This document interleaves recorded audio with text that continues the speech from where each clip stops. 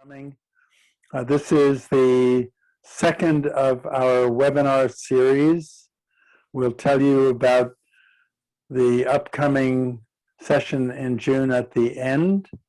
And for now, I want to,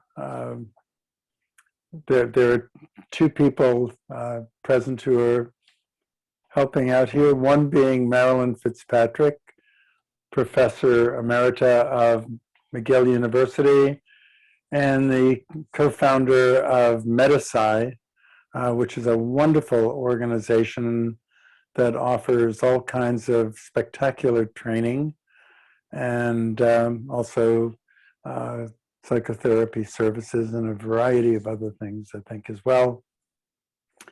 And since the staff, the member of CHRCS, Marilyn Aziz, is also here helping all of this take place. We get confused in our planning sessions where I'm saying Marilyn and both of them answer.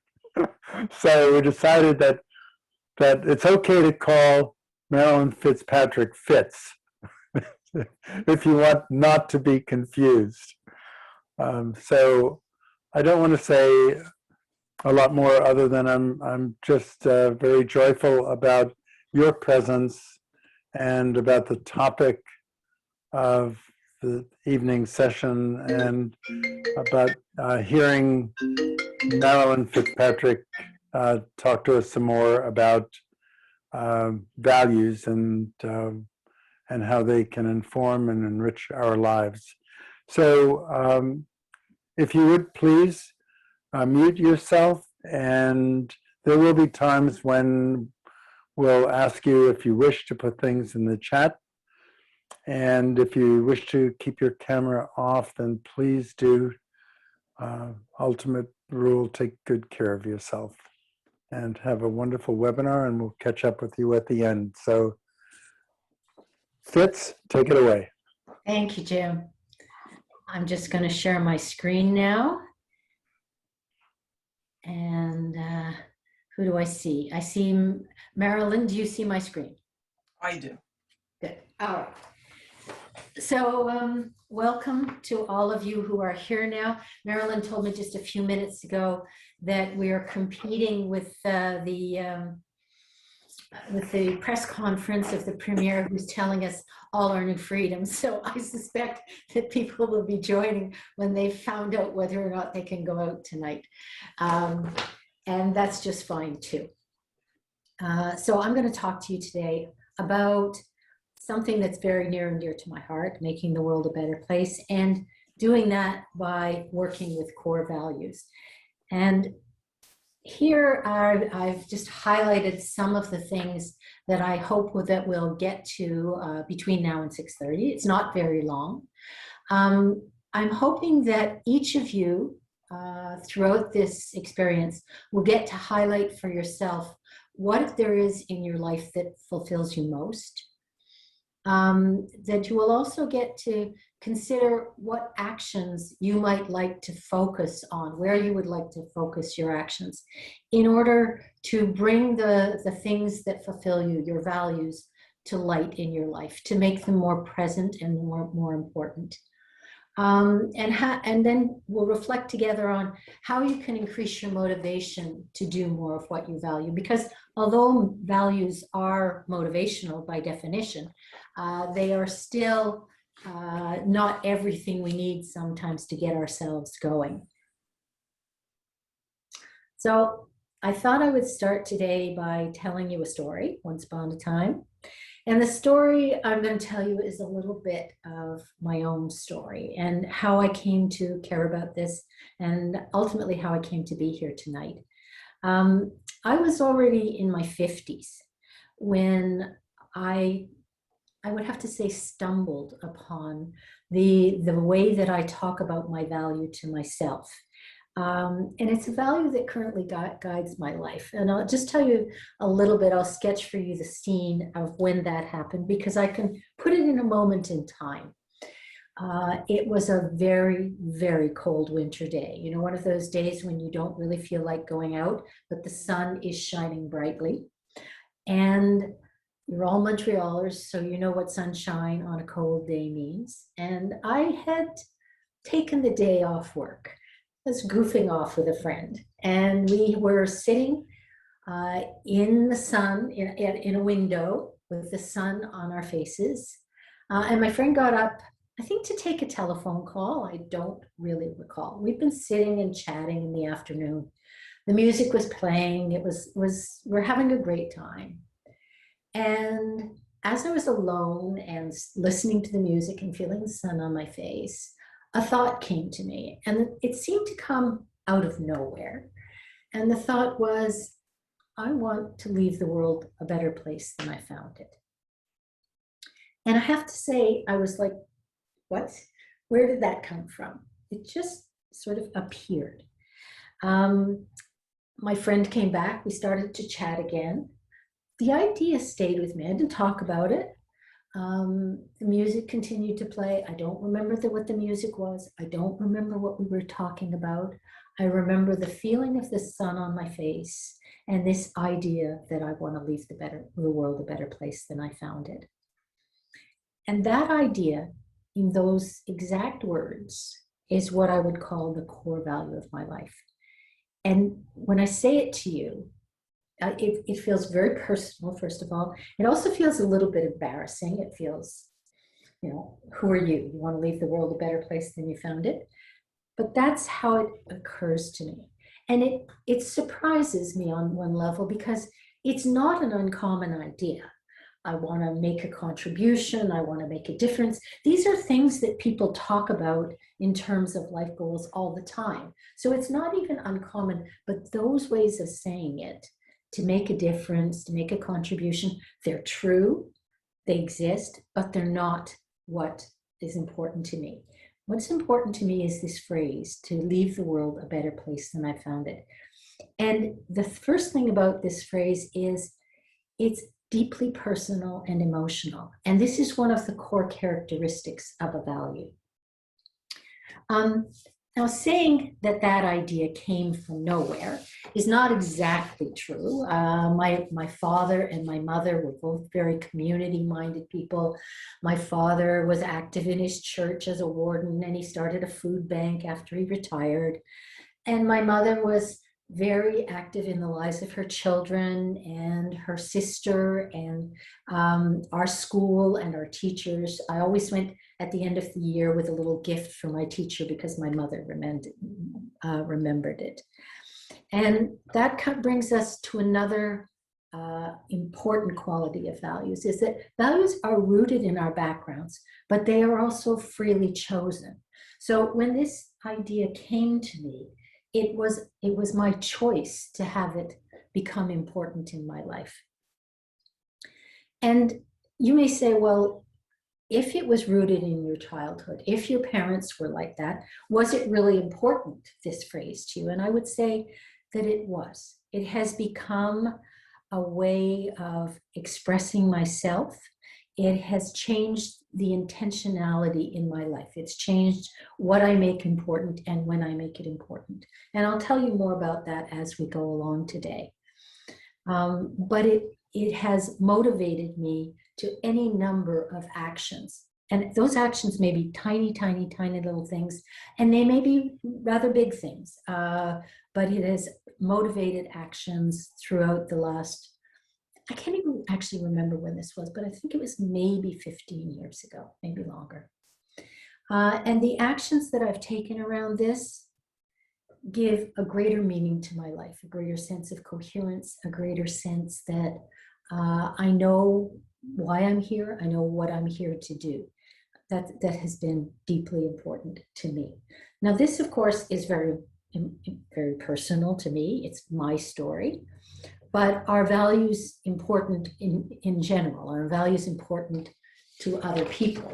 And it turns out that the research says, yes, the benefit of seeing your life as meaningful, which is what we do when we live out our values, has tremendous number of different good outcomes associated with it, including increased satisfaction, a greater enjoyment of work. I read a study just recently where they asked a group of undergraduate students to articulate their values and to talk about what they wanted to do in the course of their undergraduate experience. It was in a business school, and they compared the students who did it, because they gave it to a whole class in 1 year, to the students in a previous year who hadn't done it. And they found that as they followed the cohort along through their undergraduate experience, that the cohort that articulated their values and that thought about the meaning of why they were doing the degree they were doing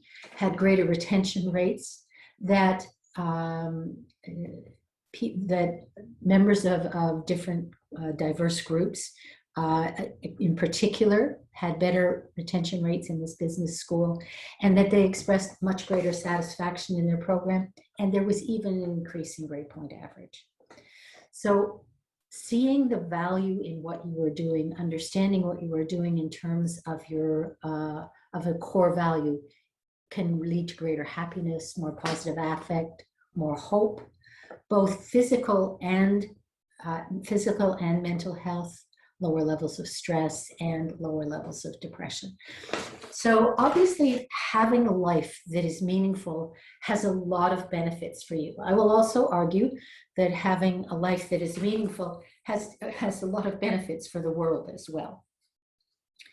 But this is what the research says about why meaning is important. I'm going to tell you another story right now that's going to articulate for you a little bit more about what's important, how we characterize values, and what different kinds of values are. This young woman's name is Roz Savage. And when she was in her 20s, she was a management consultant. She lives in London. And she was taking a train ride, a rather long train ride as it turned out. And on this train ride, she decided to do an exercise that she'd been told about, which is to write her obituary. Some of you may have been familiar with this exercise. And she decided to write two versions of her obituary. A version of how her life would be if she lived it exactly the way she wanted to, and a version of how her life would be if she continued doing what she was doing and living the way she was. And she wrote them both. And the version of the obituary that was about her ideal life, her meaningful life, had her as someone who was adventurous, as someone who seized life every moment, and as someone who was constantly learning. And what did Roz do? Well, one of the things she did was she quit her job. Another thing that she did was to divorce the man she was married to. And the third thing she did was decide to take up rowing. And over the next, I think it was 8 years, Roz became the first person to ever row across the Atlantic, the Pacific, and the Indian Oceans solo. So this made rather a dramatic change in Roz's life. And what that came from was recognizing, I want to be a person who seizes life. I want to be a person who lives fully. I want to be a person who's always out there and who's always learning. But why rowing? I mean, there's many, many ways to do that. Well, it turns out that one of the things about Roz was she'd done rowing in university. She'd rowed, the skills that they row at Oxford. She'd been a rower. And so rowing was kind of a thing she thought she would like to do more of. But she had also, at that point in her life, recently become very, very aware of environmental concerns. And she became particularly interested in one kind of environmental concern. And it's represented here on this satellite map of the world, which you may recognize North America and South America, and just a little bit of Africa over here. But you may have a little bit of trouble with this continent. It sort of looks like Australia, but it kind of looks like it's in the wrong place for Australia. And that's because it's not Australia. It's the North Pacific garbage patch. That, by satellite photo, is garbage. So Roz dedicated her rowing across the Atlantic, the Pacific, and the Indian Oceans to raising awareness of the North Pacific garbage patch. And to be honest with you, the first time I heard about it was when I heard about Rod Savage. So at least in my case, she was relatively effective with this. And if you're interested in her story, she wrote a book called Stop Drifting, Start Rowing. So if you want to know more about Roz, you certainly can. But her story I tell you today, because there are different kinds of values. Some of you who came to the last webinar I gave may recognize these ideas of instrumental and terminal values. Instrumental values are our character strengths. So when Roz said, I want to be the sort of person who seizes the day, I want to be the sort of person who is always learning, these are character strengths. This is the kind of person she wants to be. It's what she how she wants to meet the world. Terminal values, though, are the things we hope to do in our lives. They're the projects we want to undertake. We want to row across the Pacific to raise awareness of the North Pacific garbage patch. And what we hope to do in the world, our terminal values, is actually the topic of today. So if you were here and in the last seminar, you remember that I talked to you more about instrumental values, and I think I may have called them daily values. So instrumental values are things like your honesty, your perseverance, your creativity. They're the strengths that you have that you call on to do things. What you do can be related to your terminal values. Now, don't think everything we do is related to values. It's certainly not. So I'm going to stop at sort of the end of each section before I give you something to do and ask you if you have any questions at this point. If you have questions, you can simply write them in the chat box, or if you want to ask your question, just put your name and question, and that's okay too. But are there questions at this point you'd like to pose about what I've talked about so far?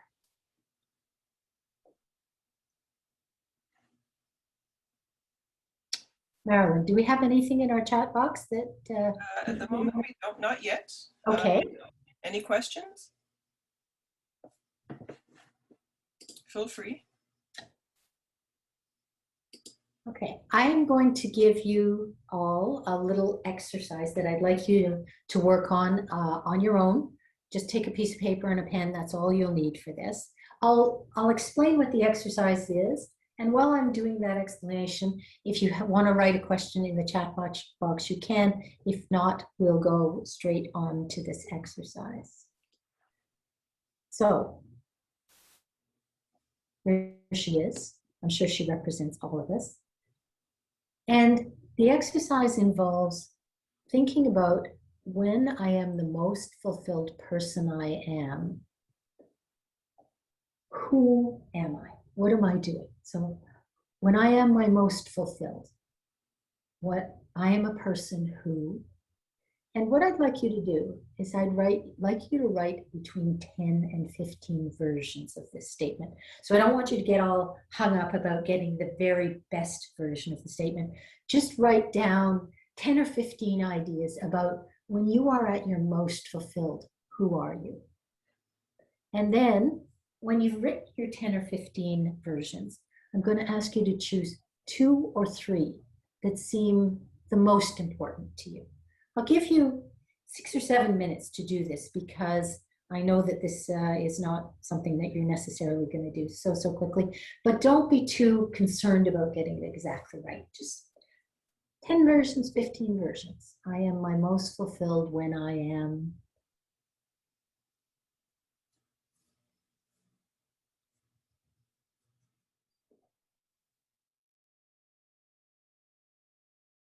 If I can bring your attention back in now, I'm hoping that you had a chance to figure out some of the things that fulfill you.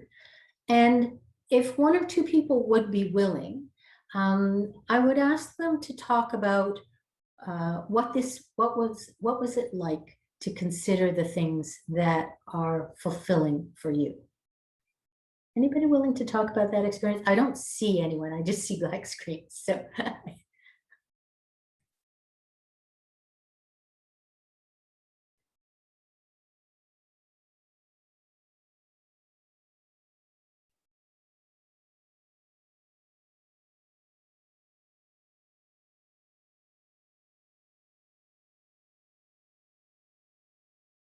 Okay. Okay, well, we can move on. Marilyn, do we have any questions at this point?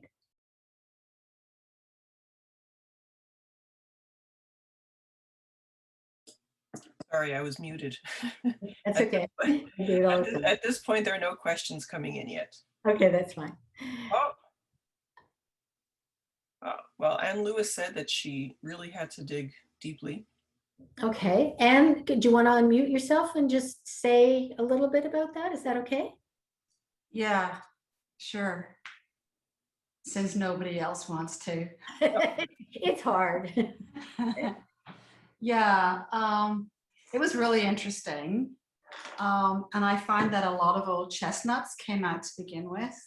Okay, And it was really only after, 14, 15, that then I started to see more things that maybe actually surprisingly seemed to be really worthwhile. so if I asked you to do it for longer, do you think you would push deeper into that? Probably, yes. Okay, okay, that's good. Thank you for that feedback. I appreciate that. It's always interesting to know how people respond to exercises that I give them. Anybody else have any thoughts about what happened to you when you thought about what fulfills you? Thank you, Anne. Hi, my name is Denise. I think that when you're fulfilled, you're in a state where you also are able to focus on other people around you in a positive way.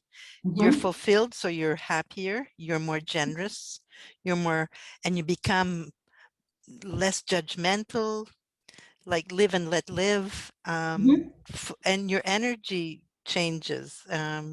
You become less afraid of going forward and doing things that are really out of the box. Okay. For whatever reason, it could be creative, it could be helping other people. When you're fulfilled, you're in another state. I think that you're less down to earth, and you're more on another level, as I said, about and you're more about out of the box. And the story about Roz is really what made her so special, because who would have thought that you could row around the world? She almost did roll around the world. It's amazing. That's right. And by doing that, she focuses on, she's fulfilled doing something that she likes. So she starts focusing on, ooh, look at that garbage. Ooh, what can I do? Ooh, thinking out of the box that she could make a difference. So I think that my opinion is, my humble opinion is that when you're fulfilled, you become more available to focus on others, on other issues, on thinking out of the box, on being more generous, on being more creative, and being less afraid. So you sort of drop that bomb of afraid that Yeah. always makes you so, restrictive. And I think what you're saying touches on something else that I might mention at this point, which is when we talk about what makes people fulfilled, and there are two important ways of thinking about this that have been discussed quite extensively. They were discussed originally by philosophers, and now they're discussed by positive psychology researchers and others. But what the Greeks had two words for pleasure. They had the pleasure that they called hedonia, or which today you talk about your hedonistic pursuits. So that wonderful ice cream that you get at the dairy down the street, that the pleasure that you feel taking a swim in the lake on a hot summer day, the great sex, the things that give you real pleasure, and that there's nothing wrong with those things. Those are called hedonia. But the Greeks had another word for pleasure that philosophers and now researchers also look at, and that's called eudaimonia.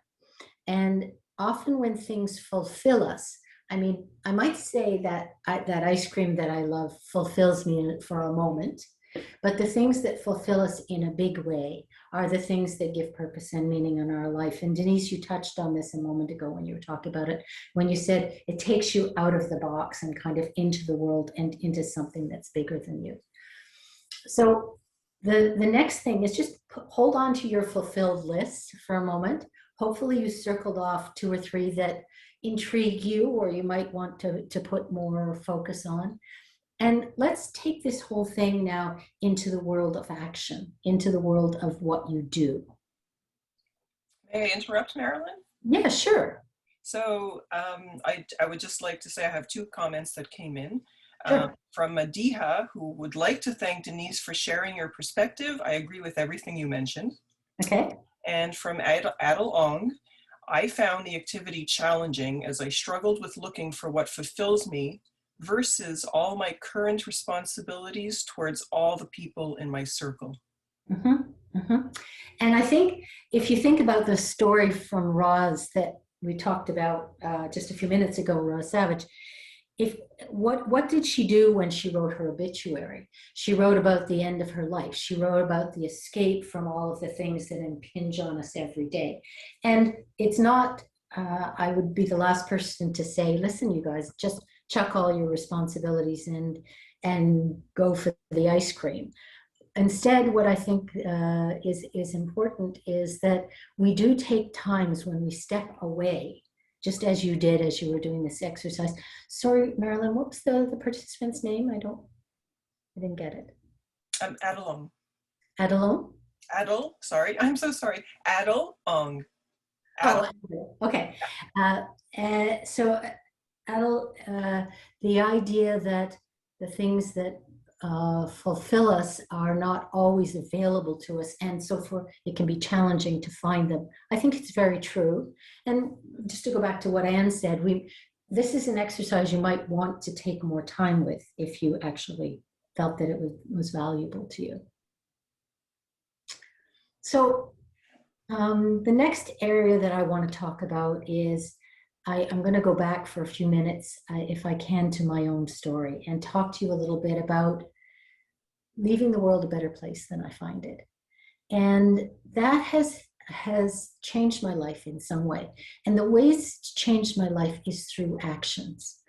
And those, I've listed them in kind of categories. I'll give you a few examples that maybe hopefully make the categories come to life a little bit more.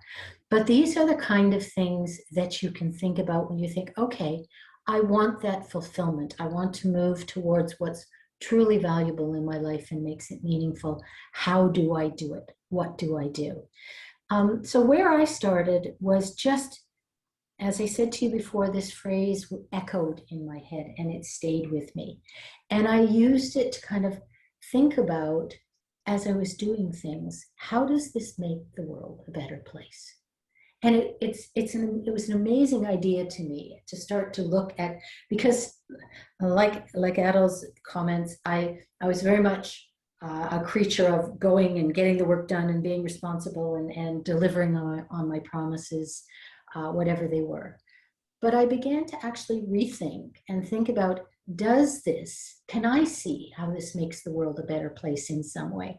And I'll tell you the tiniest little story, which you're going to laugh at me probably for this and think I'm quite crazy to even tell you this story. But I remember it was very shortly after I had this moment, and I was playing golf with my husband, and I was playing badly, quite badly, and I put the ball in a sand trap. And for those of you who golf, you know that that's not a very good place to be. And I'm not a very good golfer at getting out sand traps. And I hit the ball out of the sand trap and it wasn't a good shot. And I was quite grumpy and sulky. And I was about to stomp out of the sand trap when I noticed the rake. And if you golf, you know you're supposed to rake up the sand trap so that the next person doesn't have their ball fall into your footprint, because you have to hit it where it falls. So if you leave a footprint for them, you make trouble for the next person. And I remember looking at the rake thinking, I don't want to do this. I'm not happy. Picking it up to do it because I'm a good girl. And as I did it, the phrase came into my head. And I thought, and this is where you're going to think I'm stupid, but I'm leaving this sand trap, this little corner of the world, this tiny little thing, a better place for the people behind me. It's a stupid example, and I know it's really trivial, but I remember it. And I remember it because it was one of the first times that this came to me. The second idea is an idea that I used, that I did for a long time before I knew what it was called. It's called job crafting. There's a researcher, Amy Resnietsky, I think you pronounce her name. She's at Yale, and she coined the term. She coined it when she was doing research of, they were doing research with people who were cleaners in hospitals to find out how to make them more efficient. And they asked them how they did their job. And they followed them around and they watched them do their jobs too. And they found this one woman who was a cleaner who was taking the pictures down in the patient's room and moving them into other rooms. Now, this was not in the job description. And why was she doing this? So they interviewed her to say, you know, what are you doing? What's your workload like? How's this happening? And they asked her, what are you doing? And she said, well, I'm putting new pictures in the patient's room. And they, well, why are you doing that? Well, they're unconscious and we don't know how to bring them out of consciousness. So I thought maybe if they were looking at something else, that would help, you know, something different to look at. Now, this woman was a cleaner in a hospital. This is not a member of management. This is not a part of the medical team. This is not somebody who knows anything about unconscious patients necessarily, but she felt herself a part of the team and she made her work meaningful by contributing to the health of the patients. And that's how she saw it. People who job craft are happier in their jobs. And I was happier when I started looking at my tasks in terms of what I thought I brought to the world for them, and giving less time to the ones that I found unimportant, giving more time to the ones that I found to be truly important and worthy of my attention. I also took existing skills to a new level. So I was doing, in addition to being a professor at McGill, I'm a psychotherapist, and I was doing acceptance and commitment therapy. And acceptance and commitment therapy has a portion of it that deals with values. And I started to become very, very interested in that part of the work, to study it more, to read about it, to write about it, and to become more skilled. And in fact, the reason I'm doing this workshop for you today is I started to research values. I started to give workshops on values, and this is a part of that. I started to make links to think between the things that I was doing to see how values fit into new places. I started to write a book on values, got really bogged down in it. I'm still to a certain extent bogged down in it, but this is when I asked for help. So I went to, this was just last fall actually. I was feeling very, very discouraged. It's COVID, it's pandemic. I've been off work, not off work, I've been working, but I haven't been into the office for months and months. I should have time to do this. I don't know who else has had this thought during COVID, but come on, I have all kinds of time. I should be doing something better with it. And I wasn't, and I was very discouraged, and I went and I spoke to a friend about it. And he said to me, do something you love. He said, do something about values that you really love. You love to teach. Give some workshops.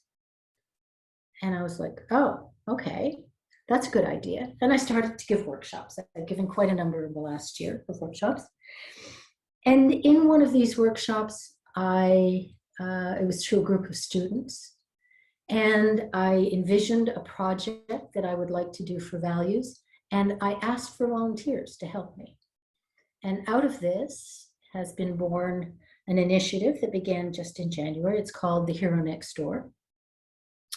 And the Hero Next Door is an initiative to show people that caring values are as common as your neighbor next door.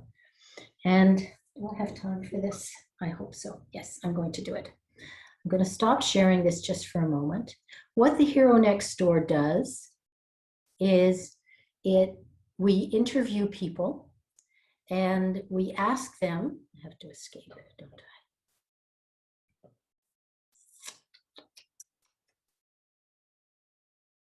Now I'm technologically challenged here. Yes, that's better. Okay, we ask the people what people who have been nominated to us as having caring values in the world. We ask them about their caring values, how they found them, and what they do with them. And we're finding what people everywhere who are doing wonderful things.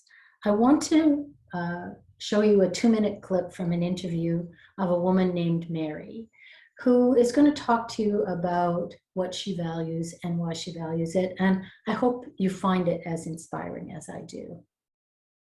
Am I still sharing my screen? Do you see this, Marilyn? No, I'm you're not not. sharing, Marilyn. No, I don't see it.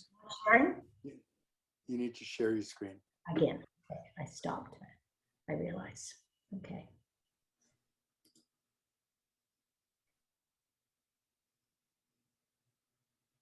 Come on. Sorry for my technological oomph.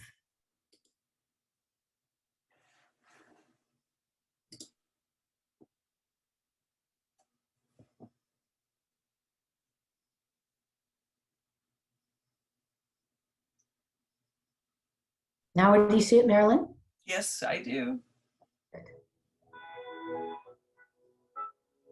The organization is called CHRCS Scotland, and it advocates about care against children and young people. What I used to do pro-COVID times was taking part in community workshops and gatherings where we used to spend time with children, having fun, having discussions, anything that they would like to discuss about, doing arts and crafts, playing games. It's just it was a free space. It was me. I've always liked giving back to people. I always thought that this is my purpose in life. I believe that everybody has a purpose in life, and for me it was giving. So apart from giving back and supporting my family or my friends, I started thinking when I was 18, okay, now it's the right time, now that you can, and you have free time, because now you're a student, let's just find something that you really care, and let's just dedicate time and see how it goes. So my first volunteering position was in Special Olympics in 2011. And since then, I've just decided, I'm going to be a volunteer, a lifelong volunteer. I became a better person. I think it's so valuable. It doesn't give me back anything. It doesn't give me back material. I don't get paid, and I do dedicate a lot of time. But I do get paid with sentiments. I do get paid with feelings, with appreciation, with gratitude, and I love being appreciated. And I love making a difference. It makes my life more beautiful. If you really want to make a difference, just find a cause that you're passionate about and just do it. I mean, what you're going to receive back is priceless. It's so valuable. You would you would sleep better at night. It's you feel like you will accomplish something. Just find what you really like and dedicate your time and dedicate your skills.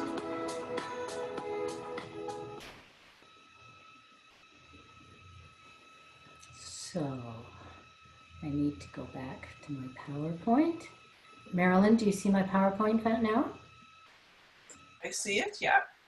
Just waiting for, yeah, perfect. Okay, perfect.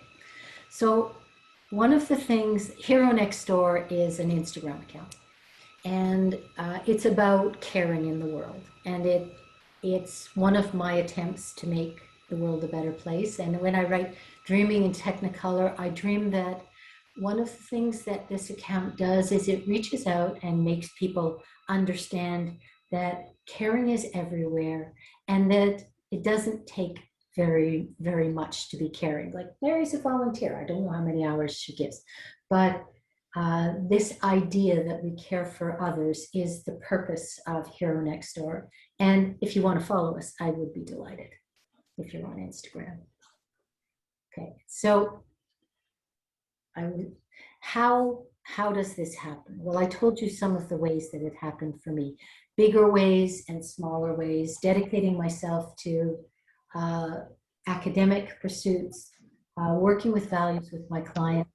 Some of the people we've interviewed, this is another young woman we interviewed, her name is Stephanie. Stephanie is a doctoral student, and she was working with teens. She's a doctoral student in psychology.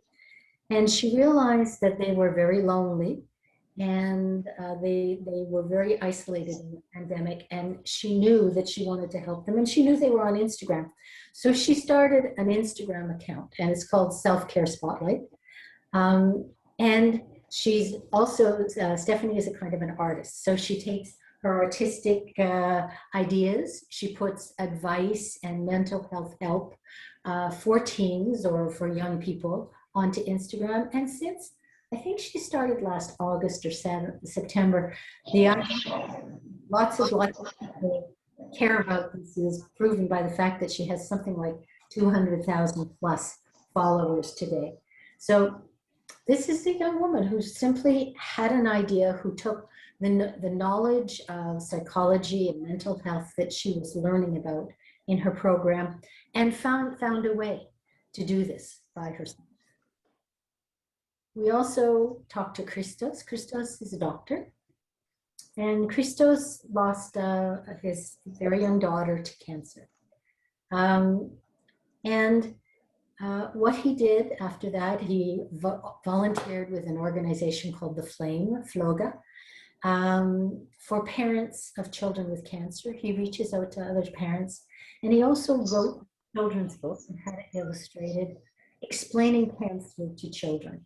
So this is, he drew, while Stephanie drew from her new skills, he drew from his pain to decide where he wanted to make a difference. And for him, it was children.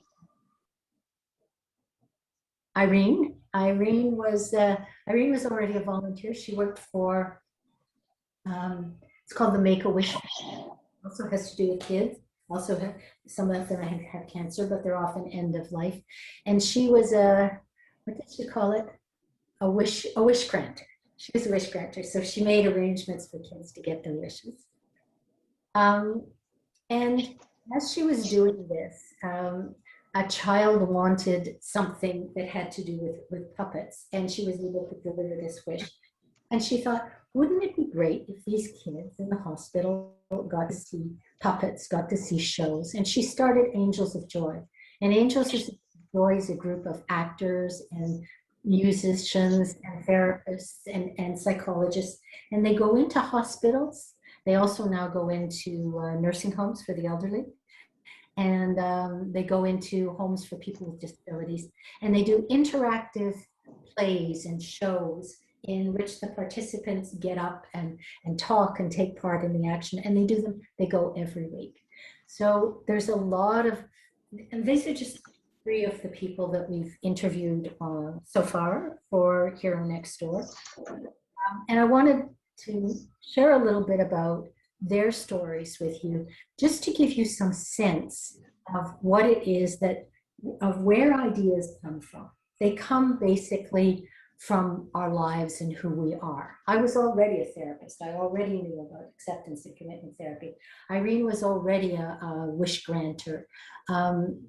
Stephanie was already a doctoral student. Christos had a daughter with cancer. So our ideas come from our life experience. And they may come from the pain of our life experience, from the desire to do something different with it, from the desire to reach out and make our lives meaningful in some way. I have a second writing exercise that may be more or less challenging than the first, I'm not sure. But if you ask yourself, if the world according to me, were to become a better place, what role would I play in it? And again, if you can write 10 or 15 versions of this statement, and then from those choose 2. Somebody has the microphone on. I hear a lot of background noise. Can you just check if it's you? Pick 2 or 3 of your statements, how the world would be better according to you and what role you might play in that. So what you're basically looking for is, you're looking for the domain, the place. Where do I want to act? Where do I want to live out these things that fulfill me? And I'll give you again 5 or 6 minutes. And if you have any questions, put them in the chat box for Marilyn. If you have questions for me particularly about how to do this exercise, just shout them out. I can share a comment with you that came in. It's referencing your sand trap experience. It's from Louise Posé. Yes. She says, I think the sand trap example is a great reminder that when a strong idea has taken hold, it can bring new consciousness to much of what we do. I think you're so right. Yeah.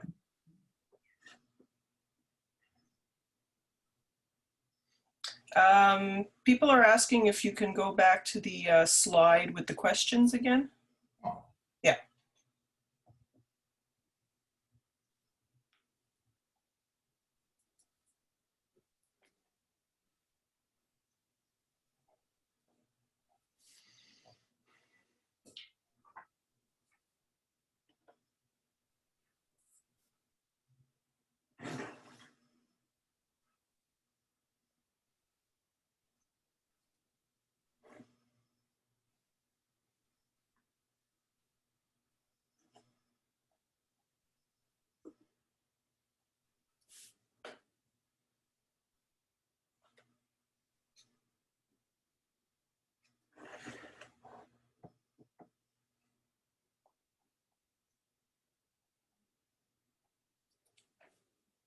Oh, yes. There's a request for the Mary's Instagram ID so that they can watch the full interview. Oh, sure. It's not on Mary's Instagram. So it's on our Instagram account. It's called @hero_next door, all one word. I'll show you the slide for it at the end of the presentation. And I think you guys will all get the slides. It's on there because, of course, I want all of you to go there.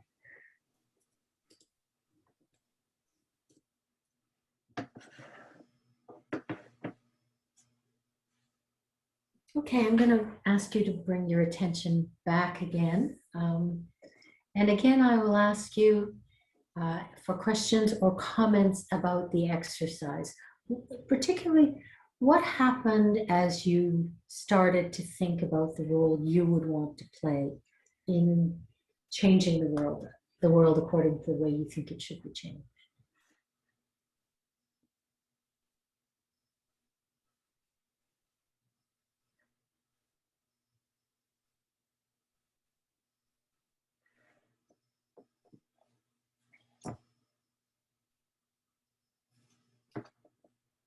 No comments yet. Okay.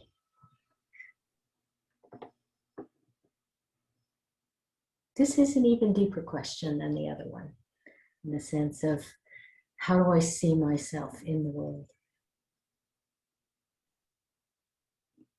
I have one comment from Dianabu. I'm sorry if I didn't pronounce that correctly. I could not think of a role but to be the best me that I can be. Okay. And that sounds kind of important, to be the best me that I can be. Yes. I mean, it also, what you have, to be the best me I can be, sounds like your value, like my value, to leave the world a better place, right? This is, you want to be the best you that you can. The challenging part is to find out what that looks like in the world. And the story that I told you about myself, Diana, was, can you say your name for me so I get it right? Yes, Jenabu. Jenabu? Yes. So the stories that I told you, Genevieve, took place over maybe 15 years of my life. So I gave you not even 15 minutes. I gave you like 6 or 7 minutes to write things down. These are hard questions, and they're certainly worth more time than I'm giving you. But I'm very happy for you that you have this idea of being the best you that you can. Do you find that an inspirational idea? Yes, I do find that it's inspirational, especially because I do believe that when we are ourselves and we are who are meant to be in the world, then that's good enough for everyone. Mm-hmm. But it's hard often to actually, yes, as you said, to know who that it is, because we're just educated in some ways. We see so many things, so we get often mixed up, and we don't know who really that is. And so once we do figure it out, then I do feel that it is very inspirational for me anyway. Yeah, and I don't, the way you frame that, once we figure it out, I think that that's a life's work. I don't think it's a 6-minute work, and I don't think it's a 6-year work. I think if that becomes the guiding inspiration of your life, if that becomes the value by which you want to live, you will find all different ways to live it out at different phases of your life, and it'll look very different as you go along. From very, very small sand traps to sort of the vision of the world. Any other comments, Marilyn? Not at the moment. Okay, we'll go on. Oh, I do have one. All right. From Denise. I couldn't think of a role either, but being a promoter is what came to mind. A promoter of inclusiveness, making people grow and glow. Oh, wow. Well, those are, wow. A promoter of inclusiveness, making people grow and glow. What a lovely value. Yeah. I mean, you there have articulated, Denise, a value that gives me chills, but and there's still the sort of what are we going to do with that? How do I make that happen? And can I take this idea into the world as sort of the center of who I am and begin to work with it? I hope you write it on your screensaver or something. It's a lovely thought. From Arlene Siegel. I would like to motivate others to live a healthy lifestyle and to be better people themselves by leading through example. Oh, okay. Yeah. So to motivate others through your leadership and your example. Nice. That's nice. Arlene, did you think of ways that you wanted to do that? Well, some of them are ways I've done in the past. I'm a teacher of dance and movement, but a holistic type, which incorporates mind, body, and I would like to use that, but to go beyond that. And I guess these are things which motivate, make me feel creative and in the zone. But I'd like other people to be inspired by that and to find the zone that's right for them, even if it's not what I think it should be. Mm-hmm. Oh, I'm just starting to formulate that a bit. Yeah. And I assume this is very much related to the work or the things that you do with your life now. No, actually, I consider it's a second work. It's not my main job. Okay. I work at Concordia. So this is something I've done all during my life, but it's a secondary career, which I will focus on in retirement. Excellent. Oh, that's wonderful. I hope that it brings you a great deal of satisfaction. So the last thing I said that we would talk about today is how to increase our motivation to do these things, even if they're not, even if values are motivational, which they are. It's very easy to have them crowded out by the busyness of our lives, and indeed we are very busy. The traditional response to how are you used to be I'm fine. Today the traditional response to how are you is I'm busy. And I think that it reflects a world that moves fast. Minimize meeting button, disconnect audio. Sorry, Pat? Oh, Pat, your microphone is off. Do you mean to be speaking? Can you hear me? Yes. Oh, well, I've been playing with this. You want to Trying to get on. So I don't have a comment, but now I know that you can hear me if I do. Yes, you did. The little icon that's your microphone down in the lower left-hand corner allows you to be heard or not heard. Oh, thank goodness. Okay, so now I've been playing with it all this time, trying to understand how it works. This is the very first podcast I've ever listened to. Oh, okay. So welcome to the world of Zoom. It's a whole Thank other you. world out here.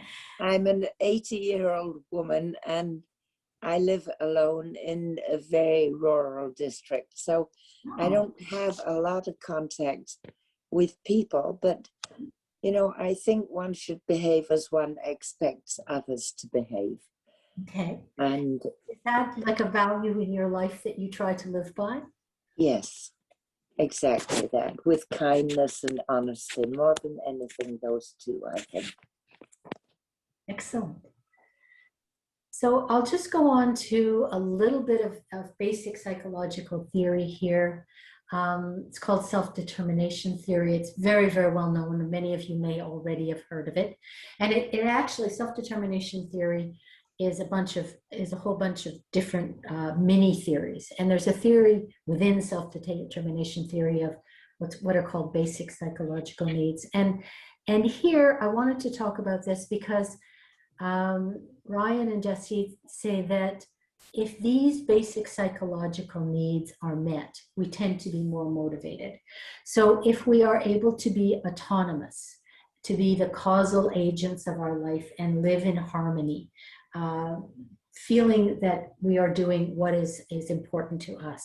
If we are competent, if we are able to feel that what we're doing allows us to experience mastery and to experience a sense of control. And if we have relatedness, if we are able to interact and be connected with others and experience caring for them, according to these authors of self-determination theory, we meet our basic psychological needs and we are more motivated to do things. And I call this a theory, and I talk about these authors. This is probably the single most well-researched motivation theory in the world, with hundreds, maybe thousands of studies that support its tenets. But these ideas of autonomy, competence, and relatedness have been used in business, they've been used in education, they've been used in the helping professions, and they have throughout all of these different domains, they've been shown that when people meet these psychological needs, they are more self-determined and they are more motivated. So I tell you this because if you're low on motivation, if you're trying to get yourself to remember what your value is, and you're trying to get yourself to bring it to mind, or maybe you have some project in mind that's come into your head while we've been talking today that says, yes, I would be very fulfilled, I would feel my life were meaningful if I were doing this, if I were taking this action. And you find that the weeks sort of drift on by and nothing happens. You can ask yourself questions about these areas, about how your project makes you feel competent or not, how it makes you feel autonomous or not, and how it allows you to be related to others or not. So again, I'm going to show you a little, some other pictures of people who we interviewed for the Hero Next Door, and tell you a little bit about what they had to say and how it relates to these tenets. So Zach, who you see the picture here, works for Extra Life, and once a year he does an event with his friends where for 24 hours they exercise together, and they take donations from their friends and family and anybody else who wants to will they make it through their 24-hour challenge, and people bet on them and they raise money and they have a lot of fun together raising money for kids. And I showed this about Zach because he's doing something that he feels competent at, that he feels he can do, and he gets to decide who he works with, what he does, and when he does it. And those are all things that are elements of competence. We get to decide these things for ourselves. This is a group of people who are volunteers for an organization called Monthly Dignity.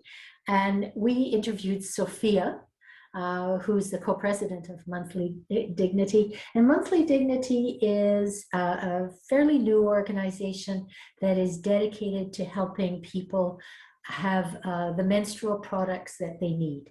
So for many of us who are on this call today, if we use menstrual products, we never really thought very much about whether or not we could afford them. We never made choices whether it was menstrual products or dinner.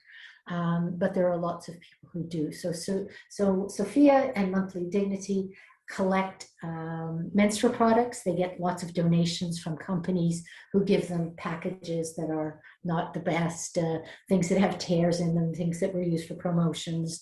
And they repackage them and they give them to people in shelters and people who are on their list who cannot menstruate with dignity otherwise.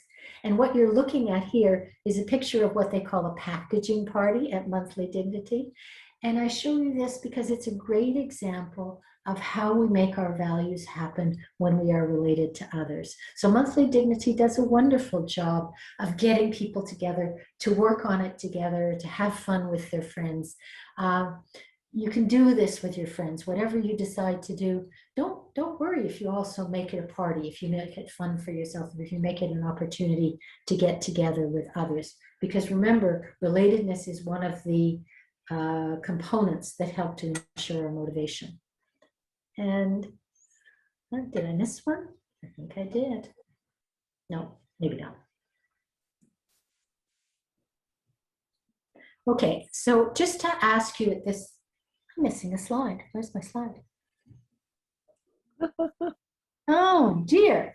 Okay, well, this is do you have sympathy for me, Pat? I do.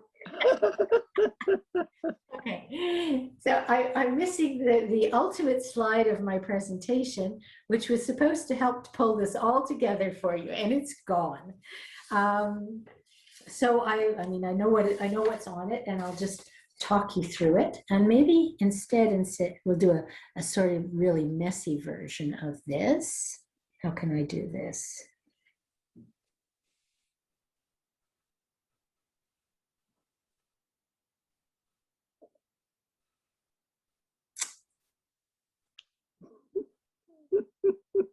Yeah, you see the background of it all the mess in the background. Okay, yes.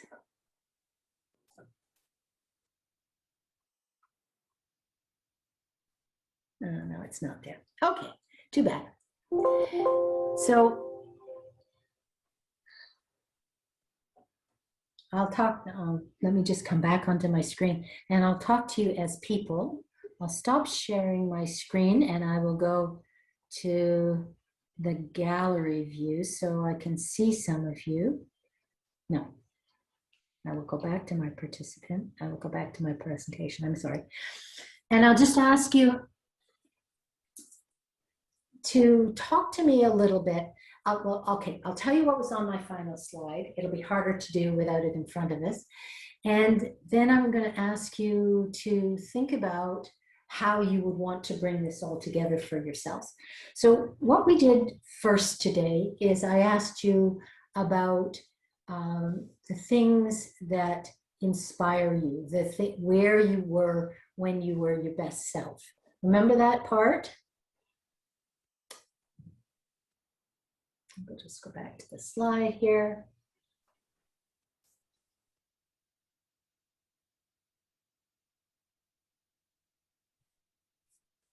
When you were your most fulfilled person. If you just look at that paper, and we'll do this sort of together, I'll walk you through it, and pick out maybe 1, 2 at the max of this version of yourself when you are truly fulfilled. Okay, so I know that I am fulfilled when I am reaching out to people, when when I can make a difference in their lives. That might be a statement of myself when I am most fulfilled. Circle a statement for yourself, if you can, of when you are your most fulfilled.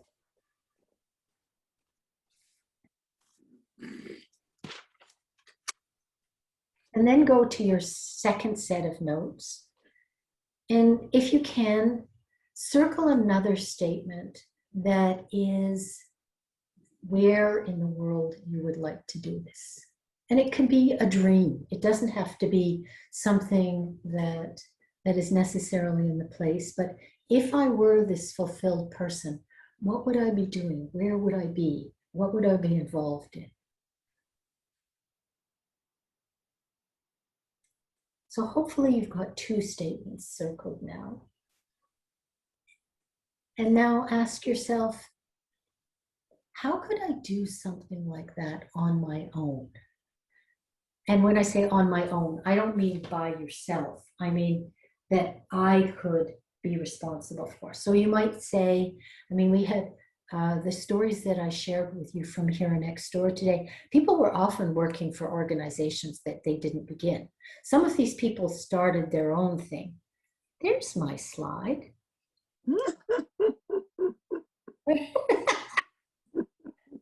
Pat, you're laughing at me again. You're making me laugh. Okay, so these are the questions. What do I do that fulfills me? You circled this statement, I hope. Where in the world do I find it important to put my energies? What could I do? What am I good at? That's my competence. Who would I like to work with? That's my relatedness. And is there a project, either my own or someone else's, where I want to get involved, where I make an autonomous choice to do this? Now, ideally, if we were in a situation where we could all see one another, do you see this, by the way? Yes, you do, right? Yes. Good. Okay. If we were in a situation where we could see one another, I would ask you to talk to me about this. As it is, we are kind of working through Marilyn in the chat, or the other way we can work is I can ask you to open your microphones and just talk. If you were going to put all these things together, is there anyone here who would be willing to share an idea of something that maybe they would like to go ahead and do in the world that fulfills a value that seems very important to them?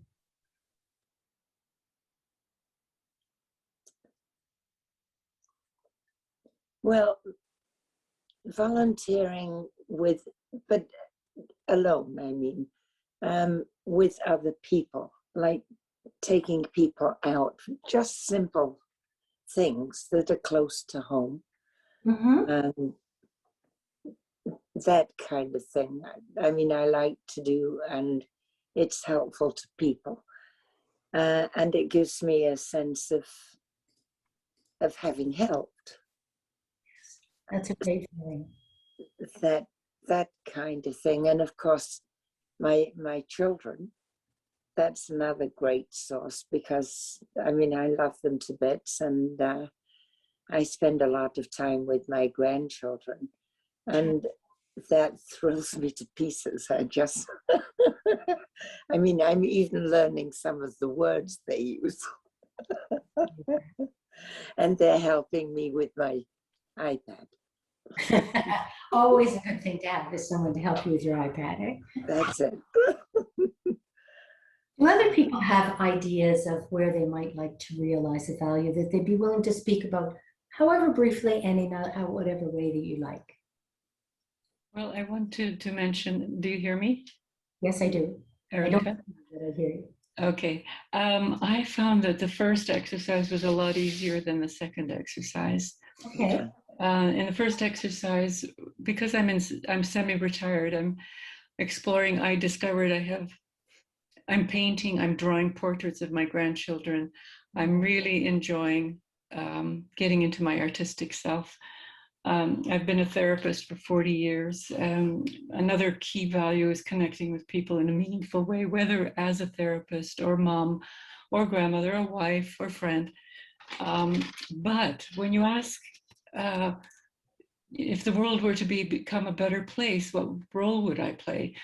Well, I describe a better world, and I say things like less war. So maybe I could, write a letter to Canadian government not to deal in arms. Improve the climate. Well, I recycle. I can maybe reduce car use. But for everything else, very difficult to find a role, like more education, more equitable distribution of resources, less drug and human trafficking, less misinformation. Politics, right? Less political, religious extremism, on and on, less corporate greed. Like it's sometimes just overwhelming. And that whole concept of compassion fatigue, like sometimes I admire activists a lot. At my stage of life, I'm more devoted to my grandchildren and to finding this aspect of myself, the artistic part. And I almost feel guilty that I'm winding down instead of. The question that you might ask, though, is this fulfilling? Is this what I feel like I want and need to be doing with my life? Do I value it? Well, you're talking about question number 2. Well, yeah. So when I want the world to be a better place, it's the world the way that I see it, and the world is the world of my family, and it's the world of my community, and it's the world of my country. It's however big a world I want it to be. It doesn't have to be the entire world. Maybe because I showed the globe in the background, I should have clarified that a little bit. But it's really deciding in your life where it's important that you find your fulfillment and dedicating yourself in that area. Yeah, well, yeah, there's some relief to that when make the world a little bit closer to home, as someone used the term. But interesting exercises. Thank you very much. Okay. I have just a comment on that from Denise, how sometimes an action can start small and small grows. How true, how true. It's true. I'd like to, actually, Marilyn, I'd like to maybe share a bit of my perspective, some of the thoughts that I've been going through lately. Because what I've been doing in the past, I've usually been teaching dance or teaching in groups and thinking about what would my impact be on a group of people. And I'll give one example. I've been thinking about teaching in the future dance for visually impaired and blind people. And some of my blocks have been, especially now that we're in pandemic and virtual mode, but even when I go back, sort of thinking, well, how would I structure that? How would that work? And a few weeks ago, I went for a walk on Mount Royal, and I saw 2 men walking together, jogging, and one was holding the other one's elbow, and I wasn't sure why until they passed me, and I saw that the man had on his back, it said something like, "I am blind." So the other man was actually wearing a mask and was helping him to jog. And what that made me realize was that, and this is what I see in the chat and what other people are saying, is sometimes it can be changing the world or making a contribution one person at a time. And we feel like we have to make a big, we have to have a big investment or a big project, but sometimes it's not. It's just starting with one little step and doing something for one other person. I completely agree with you. Thank you. I know that we're out of time for today, and I want to thank you all for answering these questions for yourself. I want to wish you, hopefully, that something comes of this, that you can take it in a direction. And I think I also want to turn this over to Marilyn. You have an announcement to make, is that right? I'll just wrap things up. Okay. I thank you. You're welcome. So hi, this is the other Marilyn here, and I am the administrative assistant at the Center for Human Relations and Community Studies. I want to thank you all for joining us today. We hope you enjoyed everything. I would like to give a little shout out to Pat for figuring out Zoom and joining us. Thank you. And as Adel commented, you know, your laughter is wonderful. On behalf of the center, I would like to thank Marilyn for this inspirational presentation on how we can try to make the world a better place by working with core values. The center is working on more exciting content. We are glad to be bringing back Dr. Yabom Gilpin-Jackson. We had her present with us last year on June 17th for her webinar, which is titled Resonance and Narrative, Facilitating Transformation in Traumatic Times.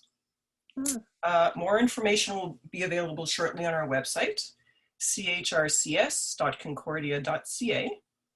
I'll be sending the link in a follow-up email along with resources that Marilyn will share with you. And I would just like to wish you all a wonderful evening and to say goodbye for now. And we wish you the same. That was wonderful. Thank you. Thank you. Thank you. Thank you. Bye.